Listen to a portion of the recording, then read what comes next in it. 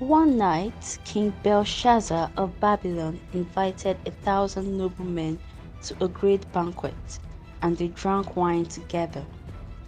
As they were partying, the king gave orders for the gold and silver cups and bowls which his father stole from the temple of Jerusalem to be brought. He, his men, their wives, and concubines drank from the cups and praised their gods. Suddenly, a mysterious human hand appeared and wrote a message on the wall. Despite the efforts of the kingdom's wise men, no one could decipher the writing. Daniel, a prophet, was called upon to interpret the message, which turned out to be a warning of the imminent fall of Babylon due to its king's arrogance and wickedness. Later that very night, the prophecy was fulfilled, and Babylon was conquered by the Medes and Persians. After the Israelites sinned against God again, the Lord made them slaves for 18 years. The Israelites cried out to God, and he sent Ehud, a left-handed judge, who delivered Israel from the Moabites. Ehud created a double-edged sword, which he concealed on his right side under his clothes. He went to give gifts to the Moabite king Eglon, who was also known for his obesity. After delivering the gifts, he went back alone to the king and told him he wanted to deliver a secret message. There, on the roof of the king's house, with his left hand, took the sword and plunged it into Eglon's belly. The whole sword, nearly 50 centimeters, with its handle, went into the belly, and the fat covered it up. After he killed the king, he escaped and led the Israelites to kill 10,000 of the best Moabite soldiers. Prophet Elisha accompanied his group of fellow prophets to the Jordan to cut down some trees. He gave them permission to build a new dwelling, after they complained that the house in which they live in is too small. As one of the prophets was cutting down a tree with an axe, the iron head fell off and flew into the water. Distraught, the prophet sought Elisha's help, saying it was a borrowed axe.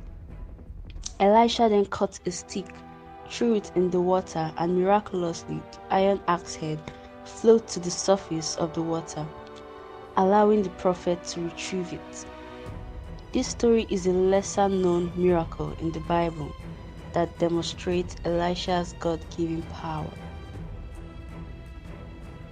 Jephthah was a judge of Israel who made a vow to God that if he was granted victory in battle, he would offer as a burnt offering whatever came out of his house to greet him upon his return. Sadly, his daughter was the first to come out to celebrate his victory. He said to her in grief, "I have made a solemn promise to the Lord, and I cannot take it back." She told him to fulfill his promise to God, since God has fulfilled his own promise. But she asked for one thing, to leave her alone so she can go to the mountains and grieve that she must die a virgin. Jephthah agreed, and after 2 months she came back, and he fulfilled his vow by sacrificing her as an offering. If you were to be Jephthah's daughter, would you come back after going to the mountains? After the death of Prophet Elisha, every year bands of Moabites usually invade Israel.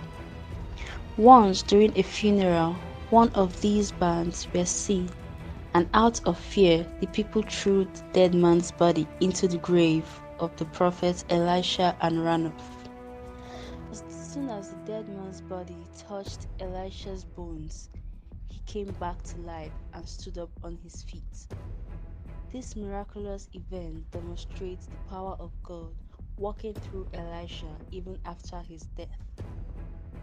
After Samuel had been buried, King Saul, in his desperation, sought out a medium known as the Witch of Endor to summon the spirit of the deceased prophet Samuel. Despite the fact that he forced all the fortune tellers and mediums to leave Israel, Saul sought her help. King Saul disguised himself, put on different clothes, and went to see her after dark. He summoned the spirit of Samuel for advice on how to defeat the Philistines, since God did not answer him.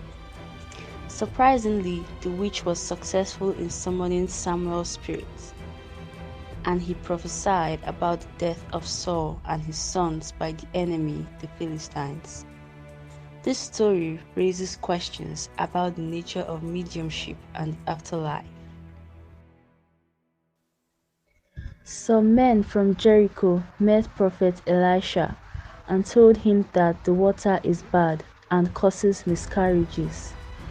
Elisha asked for salt to be put in a new bowl, and he threw the salt in the spring and blessed it in the name of the Lord.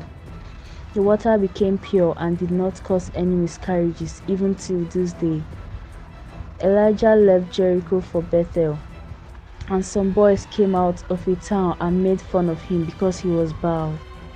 Elisha cursed them in the name of the Lord, and 2 she-bears came out of the woods and tore 42 of the boys to pieces.